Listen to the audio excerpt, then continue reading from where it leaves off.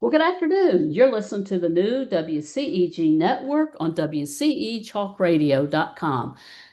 Watch us live on your smart TV, YouTube, WCEG Network. I'm Celeste Giordano, your show host of Global Legacy and Wealth Building for the next hour. We're the worldwide community empowerment group where we speak life in the community. Like us on Facebook, follow us on Twitter and on Instagram at WCEG _talk _radio and at WCEG Network. We're also on Fanbase, Blue Sky, and Twitch. And last but not least, our disclaimer, the topics and opinions are those of the show host and guest and not WCEG Network. Thank you for your continued support. And good afternoon, Kim Scouller. So glad to have you with us here today. Hi, Celeste. It's great to be here. Thank you for inviting me. Absolutely. You are a regular about twice a year on WCEG Talk Radio. And I am so grateful for Penny Rogers and our board for this opportunity to serve because we always seem to have you. I think in November we have you. I think that's correct? Or It's October. typically October. October, yeah, Yes. October. And then, of course, in April, because it's Financial Literacy Month and everything. So I am just grateful that you always give of yourself. Our heart loves your heart, WCEG Network, including myself, because it's such an important topic every time you come on here, Kim. It is so important, the message that you have for women in the community and throughout the world. And especially this month in April when we're talking about women and financial literacy. Right. So tell me a little bit about what's been going on with you. Well, it's been a little bit crazy as usual, especially during March and April. March is Women's History Month, and April, as you said, is Financial Literacy Month. And so those 2 months, I do a lot of traveling to talk about the work that I do. So, as you know, Celeste, my background is as a lawyer. I've actually been a lawyer for 35 years now. It's hard to believe so much time has passed. Oh, wow. I worked a lot as in-house counsel for a really large financial services organization. And my last 4 years there, I served as the president of their largest broker-dealer in the United States, which gave me this really great opportunity to talk to people in many communities about finances and the things that you need to do and where people were feeling left out. It became a real mission for me to really speak to these people, especially women who were not part of the conversation, have been excluded from the conversation by many financial institutions until recently. And so it's been really important for me to help women in particular understand how money works. I left the corporate side. I started my own law firm and my own financial business based in the Alpharetta, Georgia area, where I live with my family. But I help people. I'm blessed to help people all around the country. Absolutely, Kim. And I was just thinking back, this is 2026, and I want to say that it's been about 13 years that I met you. I think it was in 2013, 2014, somewhere around that time that I met you. And we have been friends for a very, very long time, and we will continue to be great friends. But I just love your heart and your burning desire to help and serve people in our community, especially women, and really all throughout the world, because you're an international person and you travel all over the world. And I just think that's just amazing. And I know that you had a book out, How Money Works. And I apologize, I don't have that book with me today because I am not at home in Atlanta. I am traveling as well in Kentucky. And so, would you tell the audience just a little bit about the book and where they can possibly get that book? Sure. So I just happen to have a copy with me, if you all can see it. But it's called How Money Works for Women, Take Control or Lose It. And it provides practical tips and advice for women on things that they can do to take control of their finances. Money doesn't care if you're a man or a woman, but the situations that women find themselves in, especially as caregivers, especially since we live longer and tend to have more health challenges. For all of those reasons, we show up for money, or money shows up for us in a very different way. And so the book takes us through, the different stages of women's lives, from going to college to starting a job to starting a business to taking care of your children, taking care of a special needs child. Maybe you're going through a divorce. Maybe you're a widow. You're trying to figure out Social Security, or maybe you're trying to figure out creating generational wealth for your children, grandchildren, and great grandchildren. Through Right. all of that, all of those things that women do, the book kind of covers that in a fun way, in an informative way, a substantive way, but also in a fun way. And one more thing I'll say is my co-author, Sharon Lechter. I think you know Sharon. I She do. wrote Rich Dad, Poor Dad. She wrote several other Rich Dad books. She served for 10 years as president of the Rich Dad Company before she left there to collaborate with the Napoleon Hill Foundation, where she wrote Think and Grow Rich for Women, 3 Feet from Gold, Outwitting the Devil, just to name a few of her New York Times bestselling books. But of all of that, Sharon confides that she's the most proud of our book because it is really practical advice for women on things that they can do. Sharon consulted with 2 US presidents on financial literacy matters. She's worked with Congress and state legislatures to make sure that financial education is part of the high school curriculum. And so it was our great honor and privilege to be able to work with Sharon on this really important project.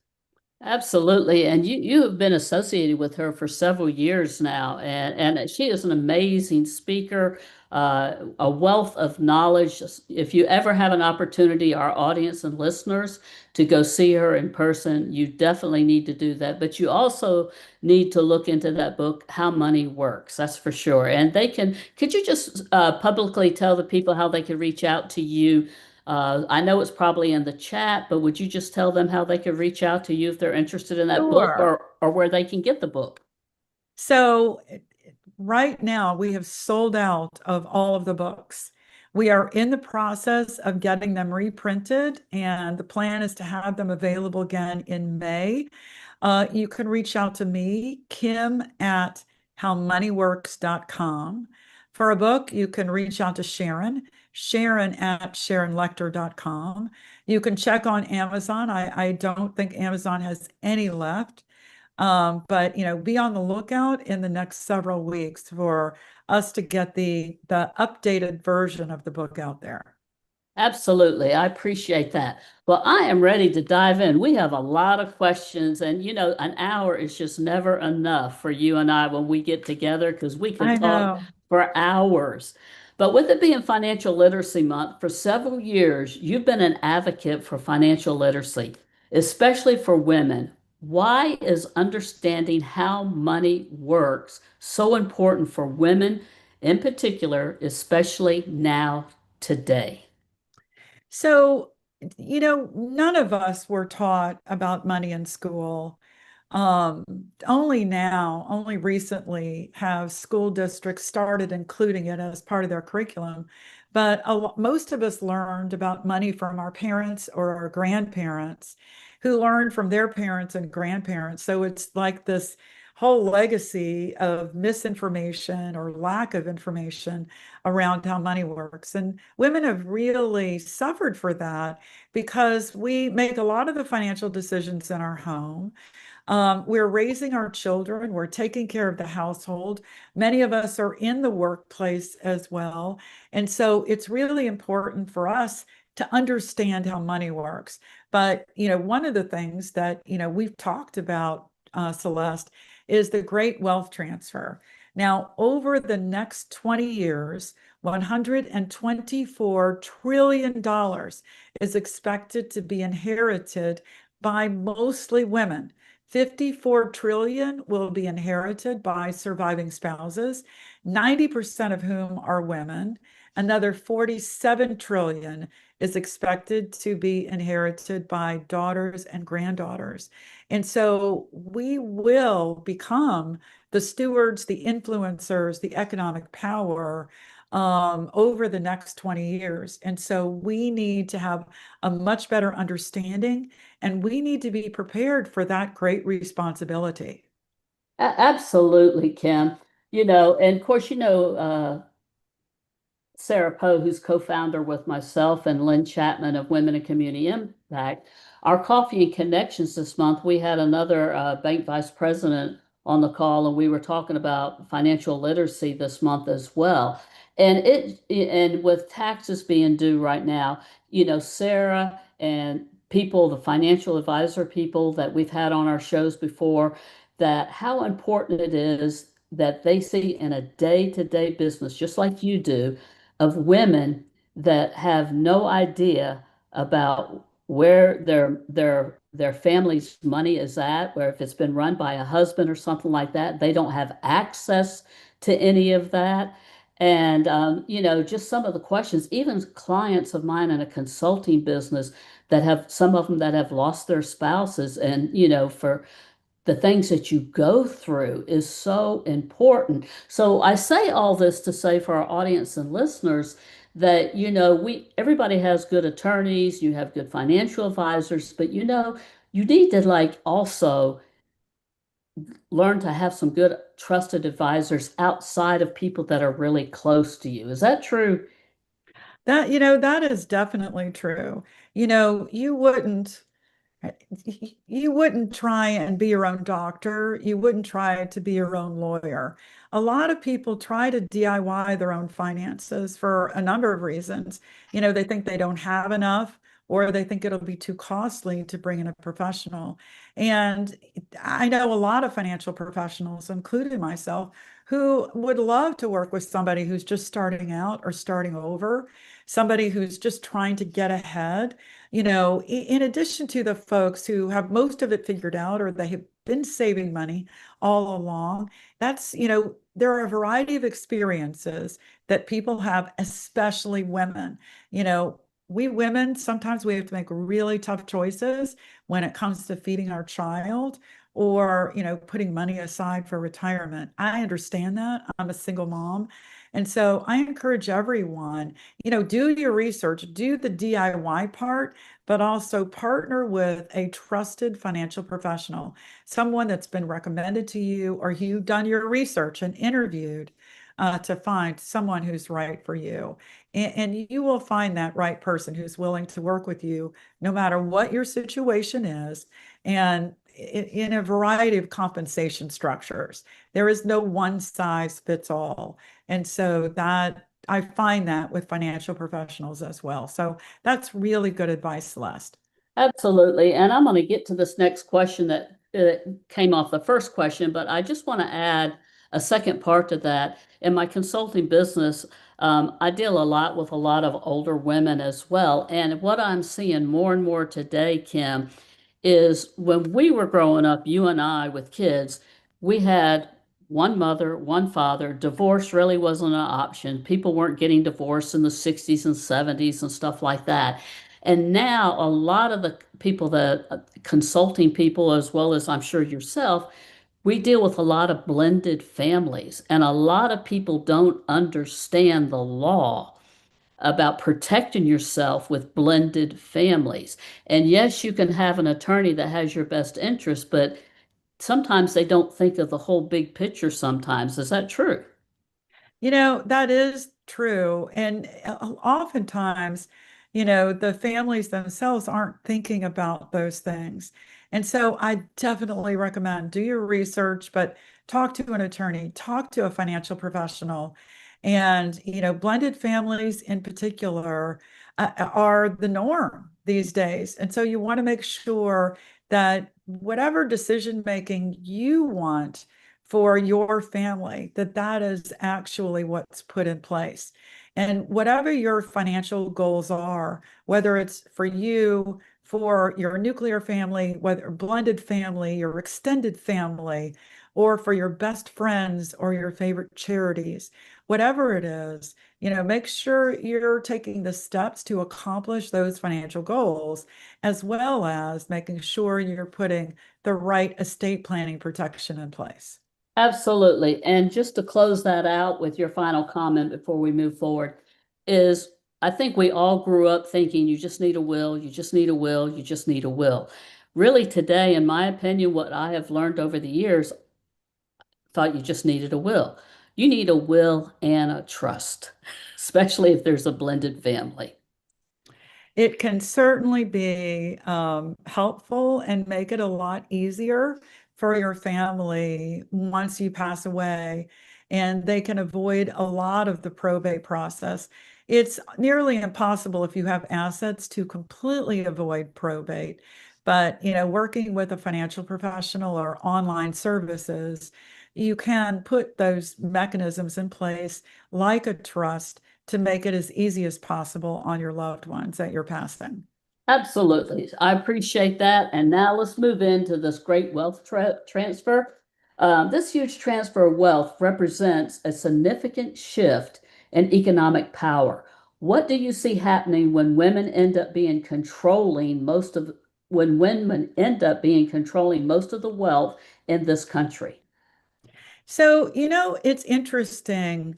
Women, I don't like to talk in generalizations, but many women, the surveys show, think about money in a way that's very different from the way men think about money.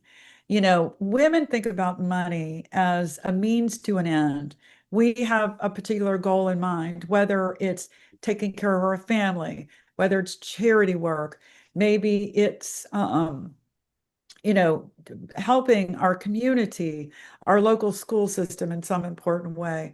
All of those things are within the realm of possibilities when women are in control of money.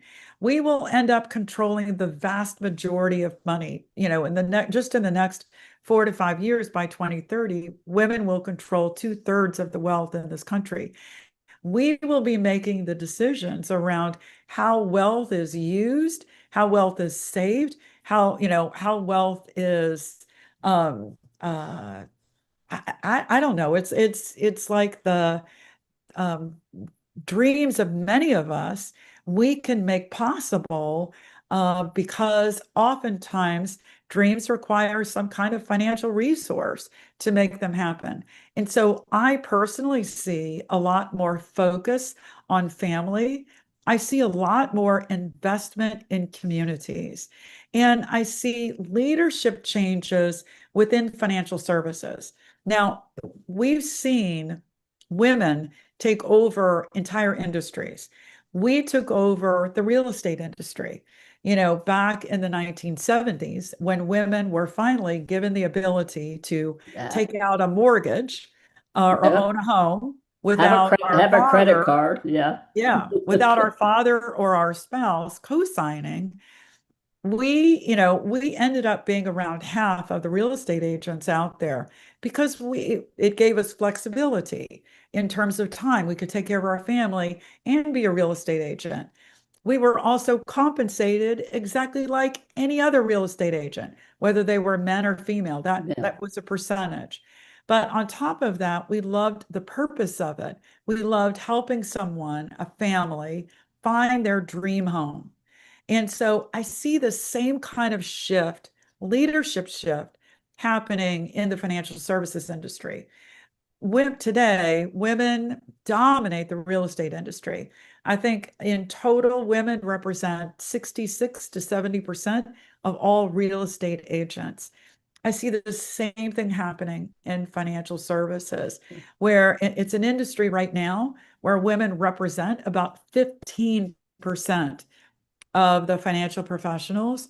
But as more women come into wealth, and we women prefer to work with other women. In fact, 94% of women would prefer to work with a woman financial professional. I see women taking over the financial services industry, much as women did that in the real estate industry. That's interesting. I mean, I totally agree with you on the real estate thing and the financial thing. I've noticed over the last 13 years that I've had my consulting business once I transitioned from being having a franchise that more and more women are in that banking and financial industry. And you go, you look at a bank, vice president, was a woman. Senior vice president was a woman. And you go, if you ever walk into a bank, and I highly encourage all my clients, people don't go inside a bank anymore. They don't have relationships with these people. Man, I go into my bank once a month just to say hello. Right. I'll bring them some cookies or something just to say hello. I want them to know, that they know who I am and I know who they are, but they're all women in there. I hardly ever see any men in there. Right. Right. So, and I'm sure you see that also in the financial industry, dealing with money markets and things of this nature and managing portfolios. And I'm sure you manage a lot of women's portfolios as well as, a lot of women and men. My husband said the same thing, you- let's find a different person to manage our portfolio here. He doesn't care if it's a man or a woman. We just want the right person that fits for us to achieve our goals and dreams. Exactly. Exactly. So, anyways, well, there are different things that hold women back from taking control of their finances. Mindset is a big part of it. Some women have a lot of fear or scarcity mindset around money. Can you talk about where that comes from and how we can overcome that now? Unfortunately, many women, and especially Celeste, when we were growing up, we were not encouraged to make financial decisions or to understand how money works. And, whether it's a spoken or unspoken, women are led to believe that we wouldn't be good at it, or we don't even know what the right questions are. And so, for a lot of women, we grow up with this lack of self-confidence when it comes to making money decisions. It's kind of this mystery out there. And when it's something that's unknown, you can't help but think that there's not enough of it. I don't know enough. We don't have enough. Whatever it is, we grow up with this scarcity mindset around money. And, in writing the book, Sharon and I really wanted to help everybody, but women in particular, move from that unknown, that scarcity mindset to an abundance mindset through knowledge. I think understanding how money works and really kind of taking control. Once you have that information, then you know what the steps are, you know what you need to do next. And being able to understand that and being able to take those steps one at a time, I think helps you build confidence. I think, another thing for women, another way that we can help each other is by having conversations about money, talking about what concerns us, and knowing that we're not alone, knowing that we're not alone when we have to put an emergency expense on a credit card, or knowing that we're not alone in that we're living paycheck to paycheck. 75% of Americans are living paycheck to paycheck, most of them women. It's good to know we're not alone and kind of helping each other. Okay, what are some of the things we can do to break that cycle? Another thing that I get asked about a lot from women, and I felt this, in addition to the lack of confidence we have, women carry around a lot of guilt. If we're raising a family and in the workplace and or going to school all at the same time, we're being pulled in a million different directions and we feel like we're not good at any of it, that we're falling behind as a mom, as a student, as a coworker. And I talk to women about work-life balance a lot. And, you know, there is no one answer for everybody. It is what you make it. But what has worked for me is asking myself, what's the most important thing in this moment? In one moment, my son may be the most important thing I need to give all my attention to. And the next day, it may be my job, or it may be this class project I'm working on, whatever it is, but I'm constantly prioritizing. It's going to change every moment, every day. And you just have to forgive yourself for the things that you can't give 100% to, because this other thing is the more important thing. And you've got to give yourself grace. And in my 60 plus years of living, that's what I've learned, that we all kind of do the best we can, and to stop feeling guilty, stop feeling less than. If you're doing the best you can, and if you are paying attention to whatever is the most important thing in that moment, then give yourself some grace. Absolutely. And grace, definitely, we need to give ourselves grace personally and professionally. But the other thing, Kim, that you were talking about, knowledge is power. See, a lot of women, they think, okay, everything's good. Husband has a good job. I have a good job. We're making money. We're saving. We're doing this. But they don't educate themselves other than what they were told by their spouse. Everything's good. Or they have a monthly, board meeting and go over a budget, this or that. Everything's good. But women need to educate themselves, just like the Women in Community Impact having a monthly call once a month for our members to come in there. And we have guest speakers like yourself and people from banks and that they can ask those questions and get educated. And then that gives them an opportunity to go back and have a conversation. That doesn't mean they don't trust their spouse. It just means we're giving you education so you know more. So the more you know, the more you can ask more questions, and the better you are at managing money. Is that true? That is true. And the research shows that, and this was a surprise to me, that most men want the women in their lives, to understand what's happening with money. Most men want women to participate in the discussion and in the goal setting.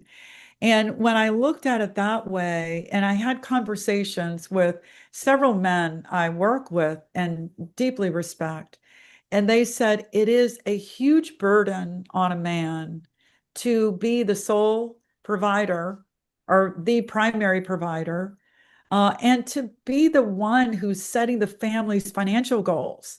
And they welcome their spouse's input and participation in the decision making. And I never thought of it that way. What a huge, burden it is that men are carrying, to be raised to be the provider and to be the decision maker, when women, um, there are a lot of things that we can contribute, not only financially, but in terms of setting those goals and helping to make the decision on where the money should be invested, and what our time frames are, all of those things. I really encourage women to be equal participants in the goal setting and the decision making. The other thing that I point to is 80% of men die married, while 80% of women die single, because we live longer. And Right. so you may not be part of the decision making, and that might be fine. But one of these days, you may be the only one making the decisions. And wouldn't it be better if you were learning and participating all along? I can't tell you how many widows, Celeste, I've sat down with new widows, and the first question out of their mouth is, will I lose my house? That is a scary question to ask.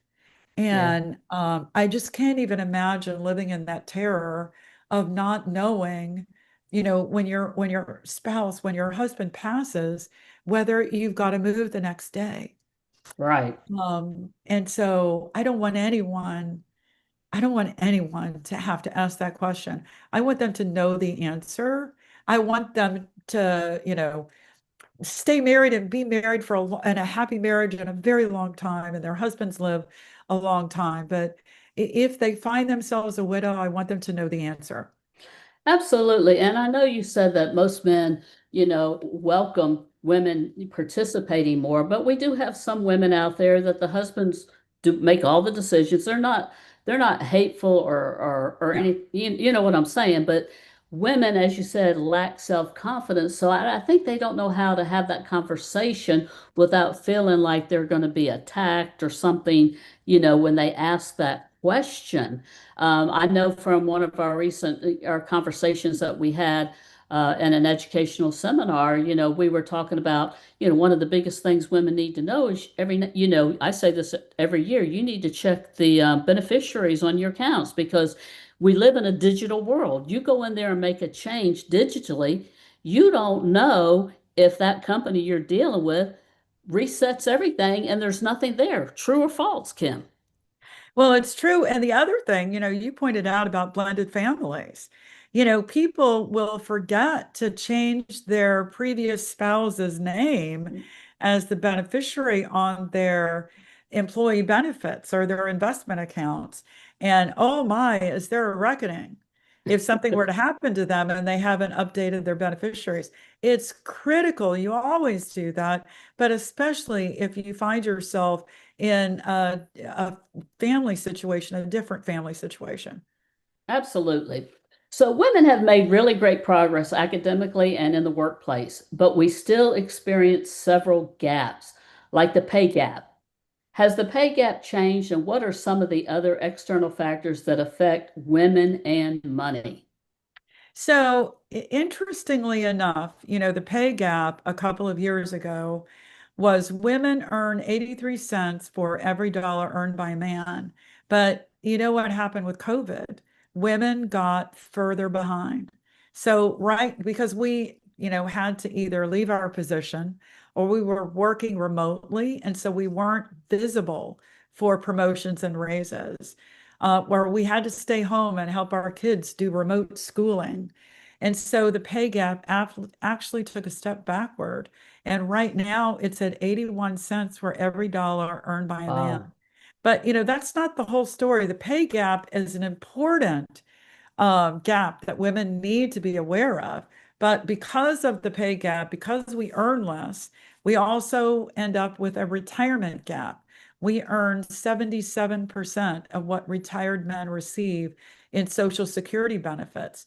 So not only do we make less, but we receive less in retirement.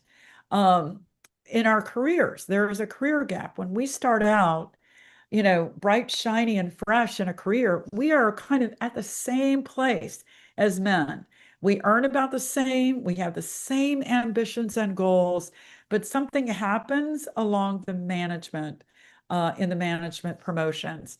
For every 100 men promoted to manager, only 81 women are promoted. And so it ends up that you see in the C-suite, women represent only about 25% of executives, top executives in the biggest companies. And so there's also that career gap because we take time away to raise our children, take care of the aging parents, or maybe we have a sick spouse. Because of a lot of that disproportionate treatment we feel in the workplace, last year, I think 1 million women quit their jobs, and more than half of the new businesses that were started last year were started by women. So women are great entrepreneurs. Unfortunately, there's also an entrepreneurship gap. We have less access to important networks, to capital markets, to mentors. And because of that, a lot of women-owned businesses get stalled out as micro ventures. The average annual revenue for a woman-owned business is a little more than $200,000. The average revenue for a male-owned business is well over $600,000. Wow, that's a And big so gap. that entrepreneurship gap is huge. And it's not just in the commercial space, in the business space. We also suffer from a credit gap in our personal lives. Women are 30% more likely to be turned down for a mortgage than a man is. And so women are the bright, shiny news is, there are more women out there purchasing real estate then men. The number one group is, of course, married couples, but after married couples, it's women and then men.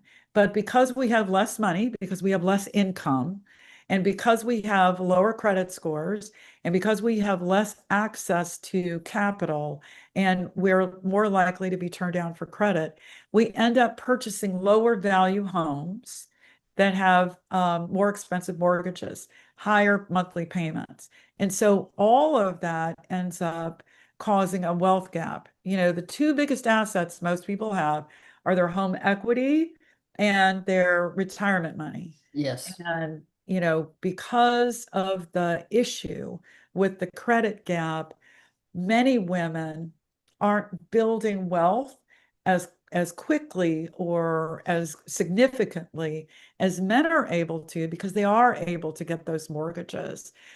They are able to access credit more readily than women are. Now, the evening factor is that great wealth transfer that's coming to women. But, I and all my friends and many of the women that I know, we aren't looking for a handout. We just want we want to be able to do it on our own. We don't want to be penalized because we take care of our family. We would love to be celebrated for that. We just don't want to be penalized for it. And so all of the ways that we can try and level the playing field and do away with a lot of those gaps, the better. Women are coming into our own, and I see the great wealth transfer as a big way for women to focus on those issues and really make gaps a thing of the past. I couldn't agree with you more on that, Kim. That was very well said, covering the pay gap, the retirement gap, the career gap, entrepreneurship gap, credit gap, and wealth gap. I mean, that's what, one, two, three, four, six gaps. Yep, all external. And Yeah, that's, above and beyond our lack of confidence and, the fact that we're raised to believe that we're not good enough, that we are less than, that we won't understand it. absolutely, absolutely. And I consult a lot of very successful women entrepreneurs as well as men. And like you say, a lot of these women, believe it or not, have had full careers, 40 years in the education system, 35 years in a banking industry or things of this nature. And they're not ready to retire. They still want to do something. They have a passion or a dream to create something as an entrepreneurship to give back to the community or nonprofits. A lot of them pour their hearts and souls into nonprofits. I'm an example of one of them, and that's my passion now. I love it. And so we definitely need to focus on those gaps right there for women. But what practical tips do you have for women who want to take control of their finances in spite of the gaps? Well, it was really important for Sharon Lecter and I to provide that practical advice and tips for women in the book. And so, the very first thing we recommend women do is to know their own financial situation. When it comes to money, ignorance is not bliss. And so you need to know, look at your pay stub. What are you getting paid? What's coming out for taxes? What's coming out for employee benefits? You need to take a look at all of your insurance coverages, your homeowners, your Yes. auto, your life insurance, your health insurance, your disability, your long-term care. And you need to have a good understanding of what's covered and what premium payments you're making. And then after that, check your bank statements. If you use a debit card, like I use a debit card, your bank statement is going to be such a wealth of information about where your money goes every month. All And those then, lattes. oh, I know, it's such a bad habit for me. And then, look at your retirement and investment account statements. And I tease my clients and I tease women when I talk about this. Yes, you will have to learn your login and you will have to memorize your password because you need to access that portal online on a regular basis. You need to understand what your money's invested in. Is it right for your time frame?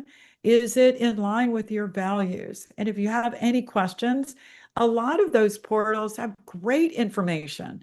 So you can either look at some of the resources available, or typically you can ask a question in the chat. And there are no stupid questions when it comes to your money and your future. You are the client. You are the one in control. And so don't feel like you shouldn't ask a question. Always ask your question. Once you know your situation, including what your debts look like, what you owe, what's the interest rate, what's the minimum payment, and how much, how long is it going to take you to pay that off, then start eliminating the unnecessary, whether it's unnecessary streaming services. Maybe you can start paying down on your credit card debt. Check your credit score or your credit report at least annually. You can access it for free. And then, look at any bad financial habits you might have. Celeste was just teasing me about my latte habit. I'm really bad at that. That's at the time I used to get them every day. $5 a day, 5 days a week, $25 a week, $100 a month Wow.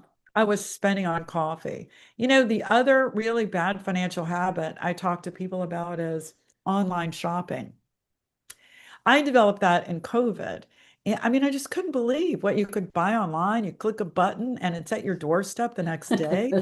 It was like Christmas every day. And so I talk to people, encourage people to be much more deliberate about your shopping. Maybe do your shopping in person, or if you're shopping online, let it sit in your shopping cart for a day or two, and then go back to it and ask yourself That's whether a it's good. something you really need. One And thing that then I'm sorry, go ahead. Oh, I was just going to say, after you've done all of that, you've done your inventory, you've eliminated the unnecessary, then set your goals. Identify your goals, write them down, and put a time frame on them, and then make a plan step by step to accomplish those goals, and then save and invest more money. It's the number one regret women report, that they did not save and invest more money. And I would hate for any woman watching this program to look up a year from now, 5 years from now, and say, gosh, I listened to that program. I wish I had saved back then. Just do it. Just start. Whether Right. it's $1 a day, $5 a day, whatever it is, just start setting money aside. Absolutely. So there's two or three things that I want to bring out what you just said, Kim. One thing, when you were talking about your logins and you log in frequently, know your passwords, know your login. The other thing is that, and most people do it, but a lot of people don't, you need to have two-factor identification for all that stuff. We were victims a few years ago of our 401k and financial accounts being hacked in.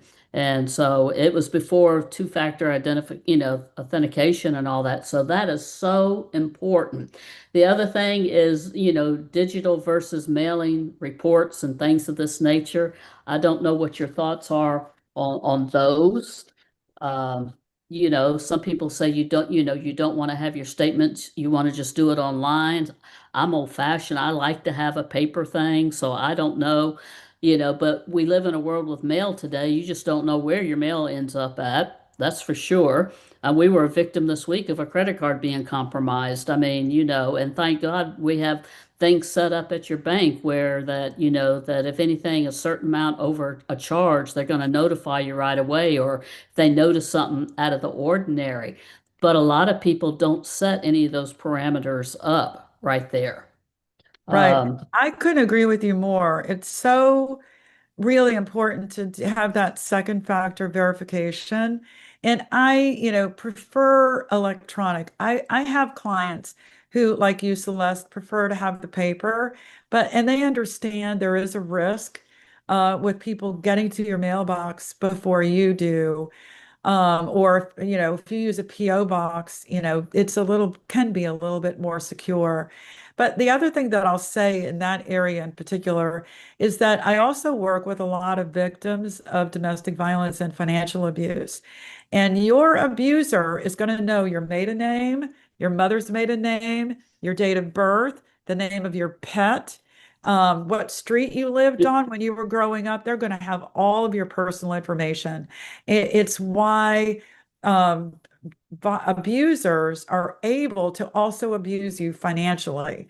And Yes. so make sure that you pick passwords and PIN numbers that are something that, someone in your life couldn't guess just if they knew your biography.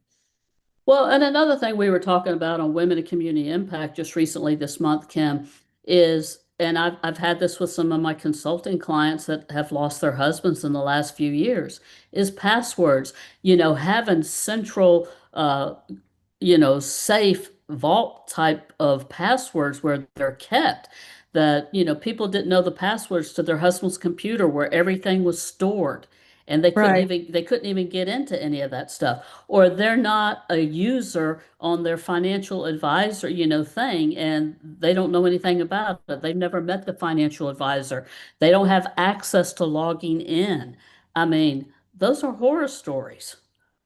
Yes, and it happens all the time. So second factor verification is really important. So, anyways, but that was something that brought up, and I sort of lost track of what my other question was. So I'm going to move on because we have just how much do we got? We've got about 13 minutes left, I think. Yeah, we got some And we've time. got some time. And I just also want to say another shout out to WCEG Network. Just love the opportunity that you give to people like myself and guests like Kim Scouller, who we have on the show, and that we put this out there publicly. We're an international company that we're all over the world. And this is, again, an education where you get to invest in yourself and you listen. You got an hour to listen and such a wealth of knowledge. So thank you, WCEG Network, for that opportunity to serve here today. So, Kim, in your book, How Money Works for Women, you go through the 7 money milestones, which are the components of a solid financial plan. Can you tell us more about these steps? Sure. And so, and I recommend everyone, some of these steps are going to be more important than others, just depending on where you are in your life and in your career and in your family. But just do kind of a mental checklist. So the very first one is financial education. And this is Financial Literacy Month, April. So, educate yourself, whether online or books. My book, especially if you're a woman, or go to financial courses, but get yourself educated about how money works. The second step, the second component is proper protection, making sure that you and your family are protected insurance wise if anything happens to you, whether it's you become disabled or you need more medical care or, you pass away, whatever it is, who's depending on you, and what's going to happen if you or that primary breadwinner is not able to provide income to the family. The third step is emergency fund. Now, that's having 3 to 6 months of your income set aside for emergencies. I've mentioned a couple of times on the show that 75% of Americans are living paycheck to paycheck. Step one to stopping that cycle, breaking that cycle, is to put an emergency fund in place. Because if you are living paycheck to paycheck and you have an emergency, you need new tires for the car, or the refrigerator goes on the fritz. What do you do? Well, you put it on a credit card or you borrow it from a family member or a friend, and you end up digging a hole deeper in debt. And sometimes it can be so overwhelming, you feel like it's impossible to overcome. And then, managing debt. Looking at, eliminating those credit cards, paying extra, whatever you can, on your credit cards to get those paid off. Cash flow is step number 5. Cash flow is understanding the money coming into your household and the money going out. If more is going out than is coming in, then you've got a cash flow problem. What you want to do is increase money coming in and ideally decrease money going out. So you've got a lot more discretionary income to save for the next milestone, the next step, which is about building wealth. Wealth. the fun milestone. This is where you get to dream about what it is you want for your future. Retirement, your kid's college education, your daughter's wedding, a family reunion, or a mission trip, whatever it is.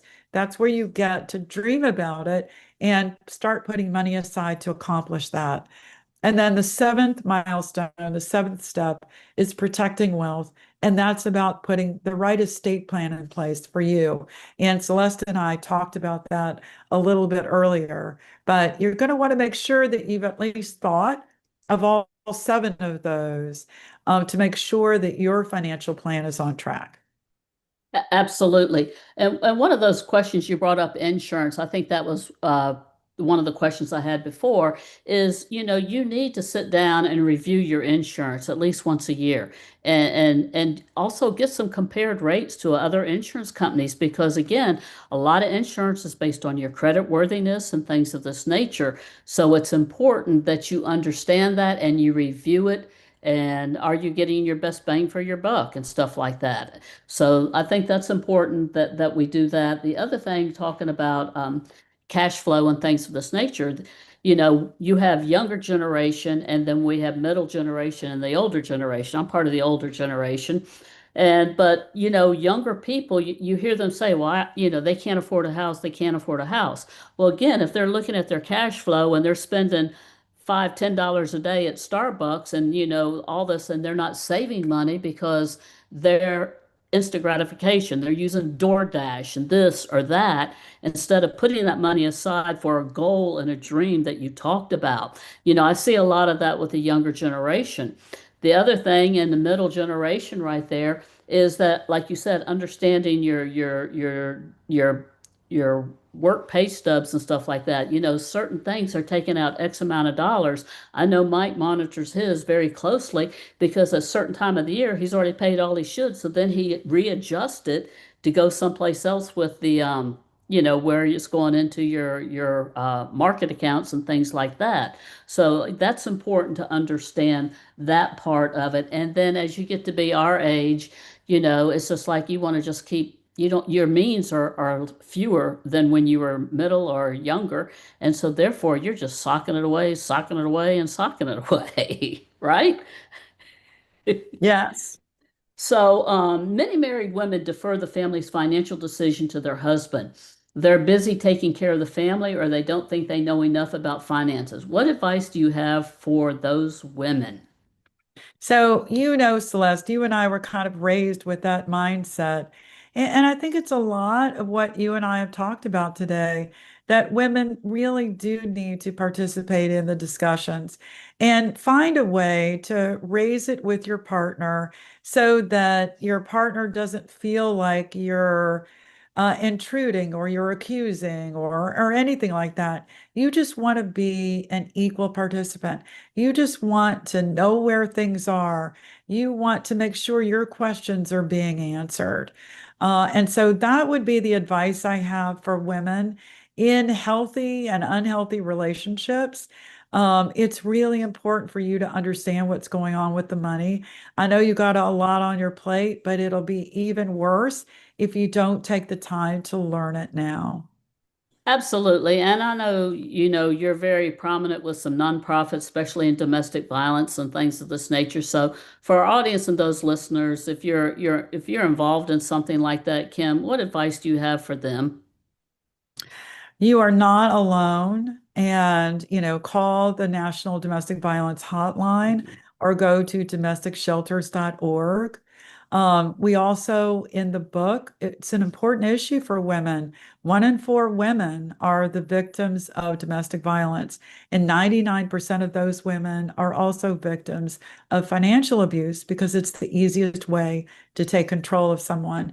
So we've got a lot of great ideas and tips on things you can do to prepare for leaving. And then what does it look like after you leave? Because after you leave, oftentimes you've got a bad credit score, you've got a bankruptcy or a tax lien on your record, and you're not just starting over, you're starting behind. And so it's not impossible. I've worked with many women who have completely changed their lives around, but it's done one step at a time. And so, definitely give yourself grace, know you're not alone, reach out for help, and know that you can do this. Absolutely. And this is a topic for another time. But when you were talking about people of domestic violence that are leaving these situations and they're leaving with, their credit ruin and things of this nature. The other thing is if you're in our generation and our generation is helping the younger generation, we have more of their family members living with them for whatever reason, good, bad, ugly, and not all situations are bad. And or maybe you're helping a son or a daughter that you bought a house, you co-sign for them, but you're not monitoring how they're managing their money until it's too late, till you know that they're in financial trouble. Maybe they got a lien against the house that you co-signed or things of that nature. So it's important that you are on top of that, right? That's exactly right. There's a lot of that multi-generational family planning going on right now. And I mean, I kind of love that families are pooling resources and trying to figure it out together. I love that. I don't like that young people find it much more difficult to buy a house, to get the down payment together to buy a house because of, staggering student loan debt or just the high cost of living these days. I do love the one of the results of that is that families are talking more together, helping each other more financially. Absolutely. But you just need to be aware when you are helping the risks that are involved. And it goes back to one of my favorite sayings, Kim. You always have to inspect what you expect. Don't assume they're always doing the right thing. Right. And they may not know what the right thing is. So, yeah, I agree. All right. So women live longer, but also have more health issues. A lot of women are concerned about outliving their money in retirement or wondering who will take care of them if they get sick. How can we prepare for a long retirement without sacrificing our lifestyle? You know, women are living longer. I mean, I've got so many clients, Celeste, who are in, their late 80s into their 90s. I've got clients who are celebrating their 100th birthday. And, we just their generation wasn't prepared for that. They Uh, weren't prepared for living in retirement for 20, 30, 40 years. And so, as much planning as you can do when you're younger, the better off you're going to be. And so, it's all about planning and then implementing your plan, saving and investing more money. And then understanding, there are factors out there that will hurt the growth of your money, like taxes, inflation, losses. So have a really good understanding of what those obstacles may be to the growth of your portfolio. And then definitely look to leverage life insurance and long-term care insurance to take care of some of those needs you'll have when you're older. And it's a great way to help create generational wealth.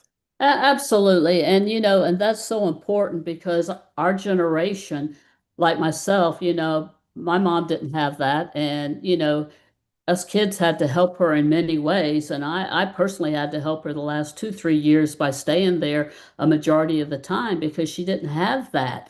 And so therefore, we need to look at those things. Some people don't have any long-term health benefits or things of that nature. And it's so important. Who's going to take care of you?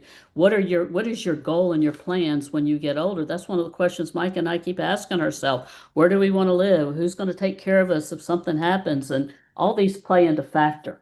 So Exactly. my last question, because we're about at top of the hour, is tell us about what happened since the book was published in 2023.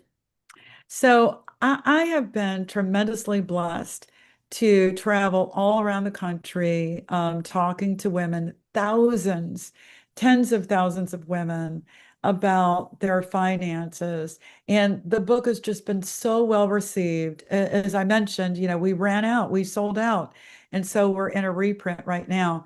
just last week, I was in Idaho Falls, Salt Lake City, and Phoenix, Arizona, talking to groups of women about how to take control of their money. In addition, Sharon Lechter and I have done several TV interviews. We've been quoted and written several magazine articles in Forbes and Fortune, several newspapers, and we've done wonderful podcast interviews like this interview you and I are doing today. The book won the Independent Press Award in 2024 Congratulations. in the women's issues category. And then because of the book, I was recognized by Investment News in New York last year as a woman to watch. My son teases me a little bit about that. I'm watching you. But it's, we've had this great privilege to help so many women, impacted so many women. And when you impact women, you impact generations because Abs- women are the teachers. And abs- so anyway, it is a blessing. It is a true blessing. Absolutely. And Kim, just congratulations on where I've met you in 2013, 2014 to where you Yeah. are today. You've always been a very successful individual. You're very knowledgeable. You're my go-to person with the questions. And I just admire how well you have carried yourself over the years and where you have reached the what I call almost the pinnacle of your career and what you and Sharon have done. So congratulations on that. Those are amazing awards and stories that you're telling. And I know that you are enjoying traveling the world, speaking to women because that's what you're passionate about. I know where your heart is at, and your heart is truly in helping and serving other women. Truly. And just like you, Celeste, I don't know if either one of us is ever going to retire because we love what we do so much. Absolutely. Well, I just want to thank you very much, and I want to wish you and your family, especially you, a happy Mother's Day. We appreciate you and appreciate you always being willing to come on the show, and I'm sure we look forward to seeing you. This is our fifth year with you being a host in October, being a guest in October and April. So this October, I'll give you the dates, and hopefully you'll pencil us in, and you'll be back with us in October. Definitely, Celeste. Thank you. And All, thank you, WCEG. absolutely. Thank you. Have a blessed day.